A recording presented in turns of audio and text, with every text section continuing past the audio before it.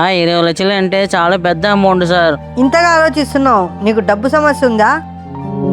అవును సార్. 20 లక్షల కోసం ఆలోచిస్తున్నావు, నీ ఫ్యూచర్ కోసం ఆలోచించట్లేదు. ఇలాంటి అవకాశాలు మళ్ళీ రావు. సరే సార్. ప్రపంచంలో సక్సెస్ మాత్రమే చూస్తారు, కష్టాలు ఎవరు చూడరు. ముందు 20 lakhs ఎలాగైనా అరేంజ్ చేయి, మిగతావన్నీ నేను చూసుకుంటాను. సరే సార్, ఎలాగైనా అరేంజ్ చేస్తాను సార్.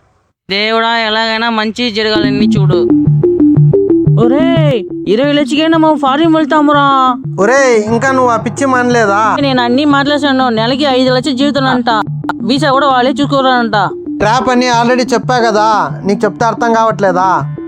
ట్రాప్ లేదు, ఏమీ లేదు, నేను చెప్పేది వినరా. మళ్ళీ చెప్తున్నాను, మోసపోతావు, జాగ్రత్త. ఏదైతే పర్వాలరా, అన్ని దేవుడు చూసుకుంటారా. వద్దురా, నా మాట వినరే. నేనే చూసుకుంటా. ఎంత చెప్పినా వినట్లేదే, అయ్యో.